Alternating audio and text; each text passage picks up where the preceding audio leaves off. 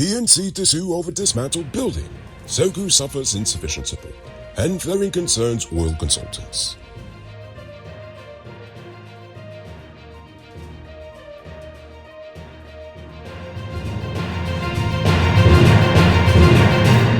I'm Rico Bulford, and this is Uncut News. To see news happening, send us a tip on WhatsApp at 592-659-6151. The PNC is preparing to file legal action against the government after its office in Letham was dismantled and its property removed. The party claims that it owns the property and has been occupying it since 1975. But the government says that the property has always been in the inventory of the Region 9 administration. The PNCR also alleges that valuable items and records, including claims and objection reports for the coalition umbrella of HAPNU, were removed from the building, putting their ability to meet critical GCOM deadlines in jeopardy.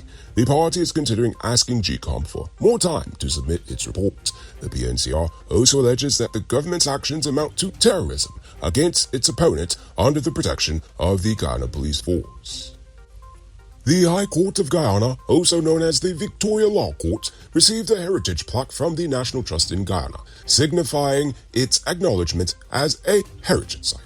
The building has a rich history dating back to 1878 and has maintained its historical architecture despite numerous additions and rehabilitation projects over the years. In fact, it was originally an L shape, but the final building, the courts for family and business courts, were added in more recent years. According to Attorney General Nandalal, businesses operating in Ghana cannot insist on the use of foreign currency for transactions unless permission is granted by the government. The Guyanese dollar remains a valid legal tender for transactions in the nation, but there are provisions in the law that permit trading in either Guyana dollars or US dollars converted at a rate agreed upon by the parties. The exclusive use of foreign currency can only be done with special permission from the Finance Minister under the Foreign Exchange Miscellaneous Provisions Act. Reports of some businesses insisting on the use of foreign currency for transactions only have surfaced, but the Bank of Guyana Governor Dr. Gobin Ganga has dismissed claims of a shortage of US dollars in Guyana, stating that the banking system has an adequate supply of US dollars to meet demand. However, the business community still disagrees with this assessment. Today, the GCCI released a statement saying that it is dissatisfied with the BOG's lack of action, vision, and modern financial policies to improve access to financing for local businesses. They also insist that the private sector has been complaining of a lack of US dollars since 2019, and that this is not a new thing, so that they advocate for a thorough independent investigation into the matter. On a related note, Nandalal also announced that amendments to the Anti-Money Laundering and Countering the Financing of Terrorism Act are being developed to strengthen the nation's ability to combat financial crimes and money laundering. The amendments are in response to the recommendations made by the Regional Security System, which recently visited the Attorney General's office, and they will be taken to the National Assembly soon. The RSS will also provide technical support to SOKU, which is good, because apparently Guyana's second money laundering terrorist financing national risk assessment report revealed that only half of the 100 reports of suspicious transactions received by SOKU between 2016 and 2020 were actually investigated, and none were prosecuted. The report cites a lack of human resources and insufficient evidence as reasons for the lack of prosecutions. The report also notes that SOKU has an administration and management problem with a high turnover rate of staff, and that more can be done to improve its operations and output, especially as it pertains to convictions.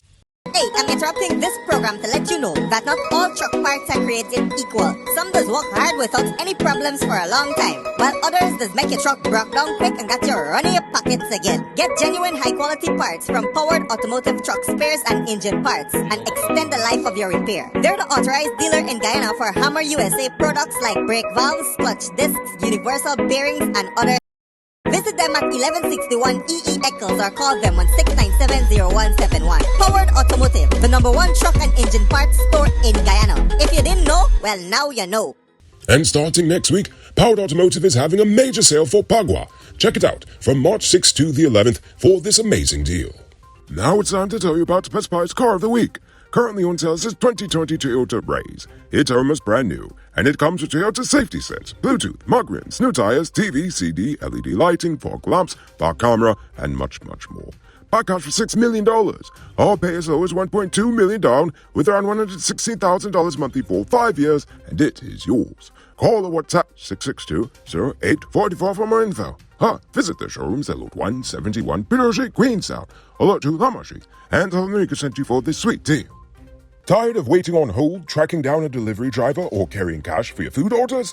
GT Eat is here to make your life easier. Guyana's first cashless food ordering and delivery app. Choose from Georgetown's top restaurants, pay securely with your card, and get your food delivered right to your doorstep. With the convenience of being able to order from your phone and the added feature of tracking your order, GT Eats is the ultimate solution for all your food needs. Download the app on Apple and Android stores and start ordering the easy way today.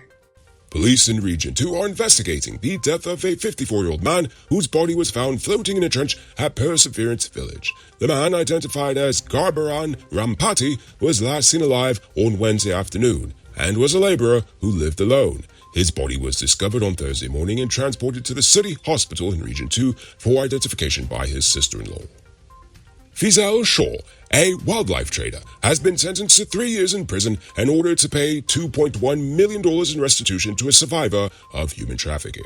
Shaw bought victims from another country to work in inhumane conditions on what was called a local zoo, which is basically a private collection of animals that Shaw has collected over the years. The Ministry of Human Services and Social Security's Counter-Trafficking in Persons Unit has been supporting the survivors and advocating for justice. The ministry also encourages reporting of suspicious activities to their hotline. So if you see something, say something. The police have found a bag containing 260 suspected AK-47 rounds of ammunition at Karakara Creek, South Amelia's ward in Linden, after receiving information about unknown persons with large bags in the area. The ammunition was taken to the Mackenzie police station and the investigation is ongoing. Now for today's oil update. ExxonMobil has applied for approval for another oil development in the Starbuck block. However, consultants have drawn attention to the combined impact of flaring on the environment from multiple projects offshore, suggesting that a flaring minimization plan should be implemented to cater for some necessary or inevitable flaring at the 4 sanctioned projects and the Uaru project, which is pending approval. Exxon's in-country projects manager Anthony Jackson stated that the company has plans in place for flare mitigation or minimization.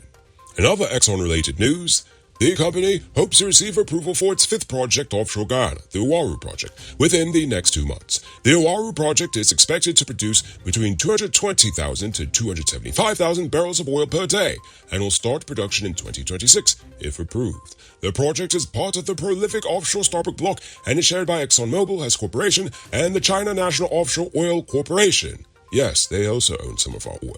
The estimated capital expenditure for the Uaru development is around US $12.5 billion, and the investment decision is expected to be made in the first quarter of 2023.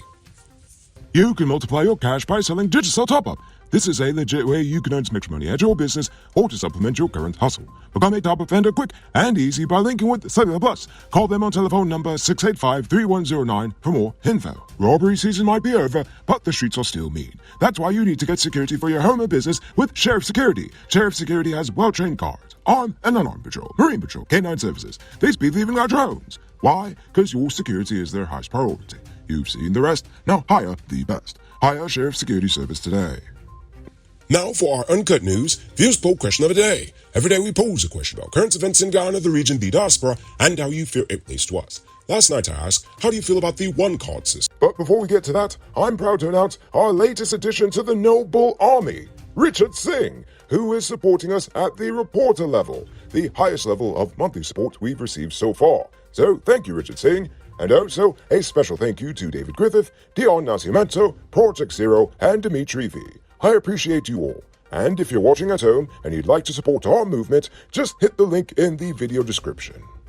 Dopamine says NASID, birth, and GRA on one card sounds good, hassle-free, convenient. That's one way to look at it.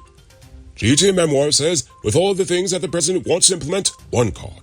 Let us hope that he is focused on ensuring our intellectual property rights laws are updated and enforced, which needs to be an urgent priority. You know, I've been fighting them down for years, but Jagdio's against it, so unfortunately, the PPP's against it. Abraham Clark says, nah. If that one card ended up in the wrong person's hands, it could be dangerous. I agree. Joan Fredericks also seems to have a similar feeling, saying, one card sounds a bit scary. Don't trust it. Don't like the idea. Barefoot Wanderer says the bots deleted their original comment. Nevertheless, they don't like the one-card system. I don't need a financial institution knowing my health info, blood type, and vice versa. The hospital doesn't need to know how much I have in my bank account, nor my NIS info. I agree with you 100%. I mean, it has a lot of space for abuse. I mean, come on. What if you are an opposition member and you do something that they don't like? Well, now the government has all your information and you don't know who is going to be spiteful and has it out for you on the other side of the system. And finally, Dimitri V says, I think the president thought the one card, and it should have and was supposed to be a good idea, but it is a horrible idea. All your information on one little piece of plastic. Someone just has to take that from you and they own you. What is the process to get a replacement going to be like? What happens if you lose the card? All relevant questions. So, now for tonight's question. The High Court has been declared a historic site. What are some other places in Ghana that should also be declared and why? I want you to think about that question. Tell us in the comments below. If your response is good enough, we just might feature it in our next episode. Anyway, that's all the time we have for tonight. Check us out tomorrow for another. Until then, I'm Rico Bulford saying good night, folks.